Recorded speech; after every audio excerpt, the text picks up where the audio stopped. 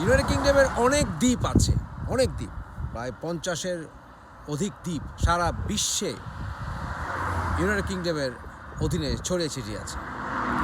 পৃথিবীর সবচাইতে দূরবর্তী মানুষের বাসস্থান পিটকেয়ার্ন আইল্যান্ড ইউকের আন্ডারে, জিব্রাল্টার ইউকের আন্ডারে। পৃথিবীতে এরকম অজস্র জায়গা পাবেন যেগুলো ইউনাইটেড কিংডমের ফ্ল্যাগ সেখানে আছে। অসংখ্য আইল্যান্ড আছে যেখানে ইউনাইটেড কিংডমের ব্রিটিশ নেভাল বেস আছে। ইউকে মূলত গ্রেট ব্রিটেন এবং নর্দার্ন আয়ারল্যান্ডকে নিয়ে, অর্থাৎ ইংল্যান্ড, ওয়েলস, স্কটল্যান্ড, এটা হচ্ছে গ্রেট ব্রিটেন, এবং এর সাথে যুক্ত হয় নর্দার্ন আয়ারল্যান্ড যেটা ইউনাইটেড কিংডমের আন্ডারে। আয়ারল্যান্ড রিপাবলিক যেটি, সে আয়ারল্যান্ড রিপাবলিক ব্রিটেনের অধীনে ছিল, কিন্তু সেটা 1922 সালেই স্বাধীন হয়ে গেছে। কিন্তু নর্দার্ন আয়ারল্যান্ড এখনও ইউকের অধীনে। যেই নর্দার্ন আয়ারল্যান্ডে আমি অনেক সময় থাকি, আমার সেখানে বাড়িও আছে, কিন্তু ইংল্যান্ডে আমি অধিকাংশ সময় আমার জীবনের ব্যয় করেছি।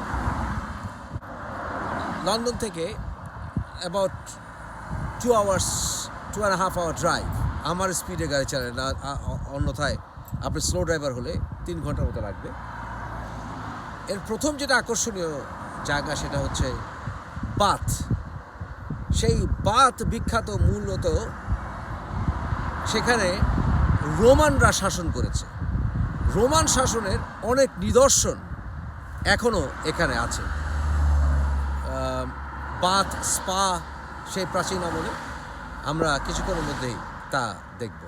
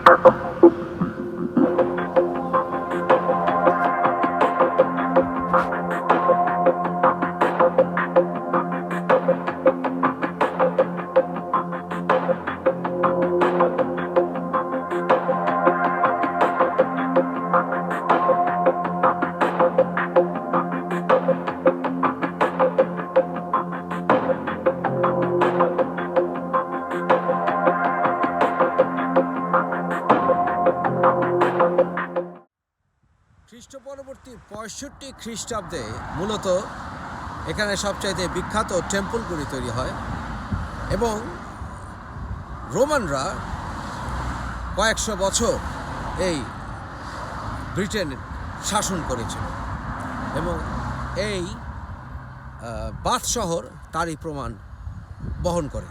আমি যখন ইটালিতে গিয়েছি, রোম শহরে অসংখ্য পাথর দিয়ে তৈরি দালান দেখেছি, বিভিন্ন নিদর্শন। এই বাথ শহরও সেই বিভিন্ন পাথরের তৈরি নিদর্শন দেখা যাবে। এখন ইংল্যান্ডের সমারসেট কাউন্টির ঐতিহাসিক বাথ নগরীতে, এটি প্রসিদ্ধ মূলত রোমানরা এখানে শাসন করেছিল কয়েকশো বছর, তার অনেক নিদর্শন এখানে রয়ে গেছে। 30 নম্বর সূরার অর্থাৎ সূরা রুমের 22 নম্বর আয়াতটি পড়বেন। সেখানে আল্লাহ রাব্বুল আলামিন বলছেন যে আল্লাহর যে অসীম ক্ষমতা, সেটার প্রকাশ এবং প্রমাণের ভেতরে এই যে আমাদের এত ভাষা এবং এত রং, তার প্রমাণ। সকল ভাষা, সকল রং আল্লাহ তৈরি। আল্লাহ সৌন্দর্যকে ভালোবাসেন। আমাদের পৃথিবীতে বিভিন্ন রকমের কালচার আছে, ভাষার কারণে, বর্ণের কারণে, ভৌগোলিক অবস্থানের কারণে বিভিন্ন রকমের সংস্কৃতি গড়ে উঠেছে। এই সকল সংস্কৃতি এবং বিভিন্ন প্রকাশ আল্লাহর শক্তির প্রকাশ। আল্লাহ চাইলে আমাদেরকে সবাইকে এক ভাষায় তৈরি করতে পারতেন, এক রঙে তৈরি করতে পারতেন, কিন্তু এই যে ভাষাগত পার্থক্য, গায়ের রঙের মধ্যে পার্থক্য, যাতে আমরা কোথা থেকে এসেছি এটা আমরা সবাই একে অপরকে চিনতে পারি, আমাদের ভিতরে বন্ধুত্ব বাড়ে। কেন চিনে লাভ কী যদি দূর দূরান্তের মানুষের কালচার সম্বন্ধে জানার একটু আগ্রহ সৃষ্টি না হয়? কিন্তু আমরা তা ভুলে যাই। নবীরা সব জায়গায় এসছেন, আল্লাহ নবীরা সব জায়গায় গেছেন। তাহলে যে সব জায়গায় যেয়ে থাকেন, তাহলে সব নবীরা কি এক কালচারের ছিলেন, এক সংস্কৃতির ছিলেন, এক বর্ণের ছিলেন, এক রঙের ছিলেন? মোটেই না। কেন যেন নবীদের ভিতরেও একটা ডিসক্রিমিনেশন এর চেষ্টা করা হয়, অথচ আল্লাহ বারবার বলেছেন যে নবীদের ভিতরে ডিসক্রিমিনেশন না করার জন্য। কোরআনের 3 নম্বর সূরা 144 নম্বর আয়াতে আল্লাহ রাব্বুল আলামিন রাসূলুল্লাহ সাল্লাল্লাহু আলাইহি ওয়াসাল্লাম, মুহাম্মদ সাল্লাল্লাহু আলাইহি সাল্লামকেও বলেছেন যে আল্লাহ কোরআনে বলেছেন 16 নম্বর সূরার 36 নম্বর আয়াতে তিনি প্রতিটি নেশনে, জাতিতে তার রসুলদেরকে পাঠিয়েছেন। তাই তাদের ভাষা ছিল ভিন্ন, বর্ণ ছিল ভিন্ন, সংস্কৃতি ছিল ভিন্ন, কিন্তু তাদের মৌলিক এক জায়গায় ছিল মিল, অকাট্য মিল। তা হচ্ছে আল্লাহর তৌহিদ প্রতিষ্ঠা, একত্ববাদ প্রতিষ্ঠা। সেটা আমাদের মনের ভিতরে জাগরণ ঘটিয়ে দেয়া। 3 নম্বর সূরার 144 নম্বর আয়াতেও আল্লাহ রাব্বুল আলামিন বলেছেন যে নবীরা এসছেন, নবীরা গত হয়েছেন, ওনারা চলে গেছেন। রাসূলুল্লাহ সাল্লাল্লাহু আলাইহি ওয়াসাল্লামও, হযরত মুহাম্মদ সাল্লাল্লাহু আলাইহি ওয়াসাল্লামও তাদের মধ্যে, উনিও যাবেন, চলে যাবেন, চলে গেছেন। সকল নবীর মূল উদ্দেশ্য ছিল, রসুলদের মূল উদ্দেশ্য ছিল আল্লাহর তাওহীদ, একত্ববাদ প্রতিষ্ঠা করা। যেই প্রমিস আমরা আল্লাহকে করেছিলাম, ভার্স অফ কভেন্যান্ট, আল্লাহ যখন জিজ্ঞাসা করেছিলেন আলাস্তু বিরাব্বিকুম, আমরা বলেছিলাম বালা। সেটা আমরা মনে প্রাণে থাকবে, আমাদের মনের ভিতরে এস্টাবলিশ হবে। আমরা আল ইনসান কামিলের পথে এগুবো। আমাদের বিভিন্ন সংস্কৃতি, বিভিন্ন ভাষা, বিভিন্ন কালচার আমরা সেলিব্রেট করব। কিন্তু আমাদের ভেতরে এখন একটা আরব হওয়ার একটা টেন্ডেন্সি গড়ে উঠেছে, বিশেষ করে স্বাধীনতার পর সেই পেট্রোলিয়াম সমৃদ্ধ মধ্যপ্রাচ্যে যাওয়ার সময় থেকে আমাদেরকে সালাফি, ওয়াহাবি এবং বিভিন্ন মতবাদে যেন আমাদেরকে আরবি বানানোর একটি টেন্ডেন্সি গড়ে উঠেছে। বিভিন্ন রকমের হাদিসকে বাধ্যতামূলক করে এবং সেগুলোকে এমনভাবে আমাদের ভিতরে ঢুকিয়ে দেওয়া হয়েছে যে ইমাম আবু হানিফা রহমতুল্লাহ উনি যেমন সাংস্কৃতিক পার্থক্যকে সেলিব্রেট করে যেন শিরক না করি সেই দিকে মনোযোগী হয়ে এগিয়ে যেতে পারি, সেই ভাবনা থেকে দূরে সরে এসে, হানাফি মাযহাব থেকে দূরে সরে এসে আমরা যেটা করেছি, আমরা ওয়াহাবি সালাফি হয়ে গেছি। এবং কুরাইশরা যেমন উমাইয়াদরা বিশেষ করে ওরা যেমন ইসলামকে তাদের কালচারে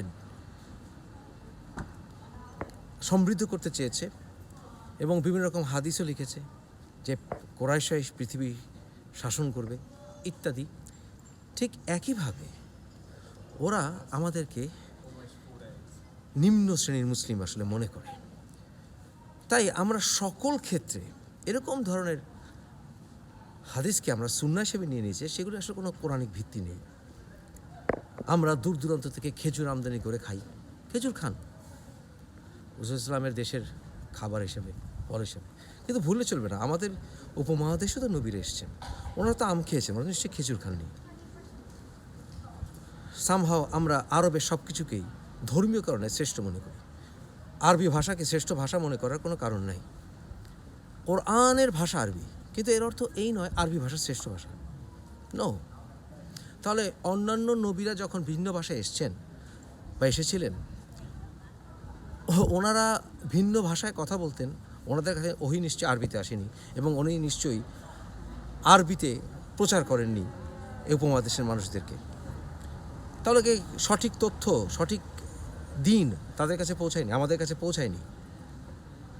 না, মূল কারণটি হচ্ছে ওই সময় সারা বিশ্বে এবং এখন পর্যন্ত সারা বিশ্বের ইতিহাসে এত ভয়ঙ্কর সিচুয়েশন, এত ট্রাইব, এত কিছু একেবারে আনরুলি সিচুয়েশন তৎকালীন হযরত মুহাম্মদ সাল্লাল্লাহু আলাইহি ওয়াসাল্লাম সময়ে ওই অঞ্চলে ছিল, তাই ওনাকে ওখানে পাঠানো হয়েছে। ওই সমস্যা যদি সমাধান করা যায় তাহলে সব সমস্যার সমাধান করা যাবে, ব্যাপারটা ছিল তাই, এবং সেই সমস্যার সমাধান হয়েছে। কিন্তু কেন যেন এই টেন্ডেন্সিটা রয়ে গেছে যে আমাদেরকে খেজুর খেতে হবে, আমাদেরকে এইভাবে টাকনার উপর কাপড় পরতে হবে, আমাদেরকে এইভাবে সৌদি স্টাইলে কাপড় পরতে হবে, সৌদি মেয়েদের মতো কাপড় পরতে হবে। না, কোথাও নাই যে কোরআনে, বরঞ্চ অনেকবার কুরাইশদেরকে ধমক দেওয়া হয়েছে কোরআনে।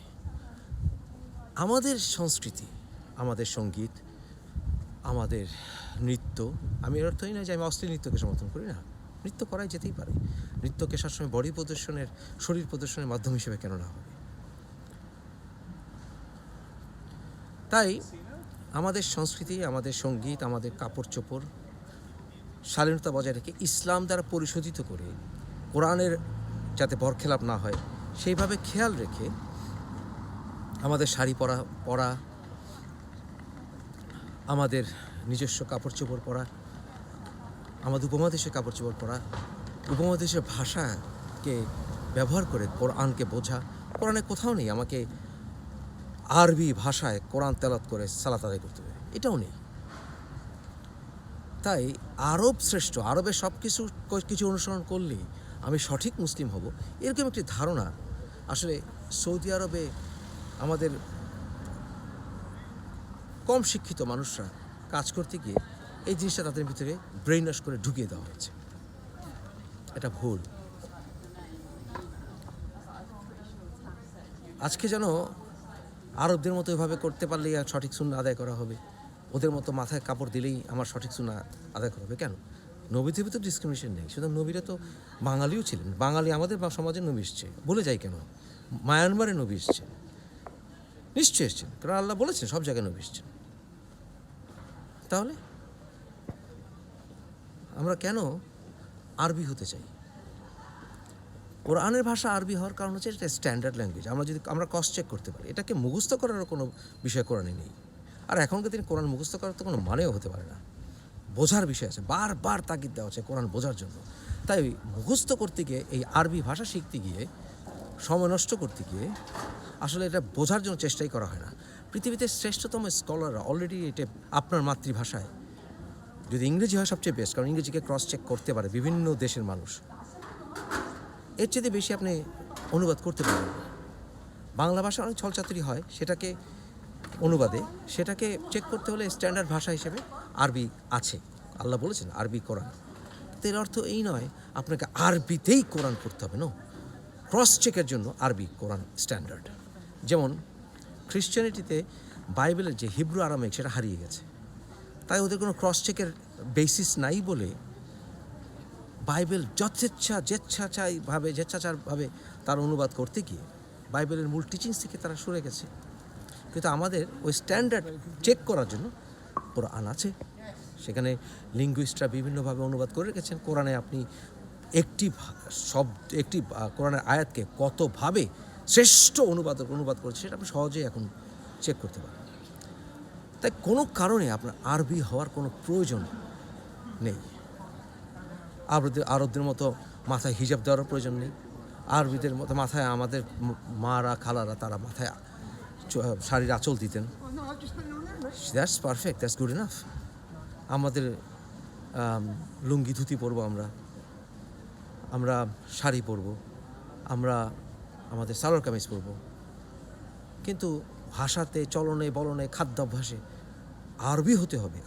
আরবকে শ্রেষ্ঠ মানা এটা ইসলামিক নয়, কোরআনিক নয়, যৌক্তিক নয়।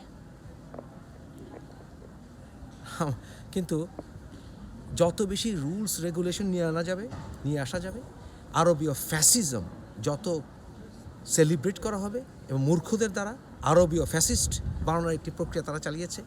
সব শক্তিই চেষ্টা করে, সৌদি আরবও চেষ্টা করছে, আরবরা চেষ্টা করছে। তারা পারফেক্ট মুসলিম হতে হলে আপনার আরব হতে হবে, এটা আরবি ফ্যাসিজম থেকে আসছে।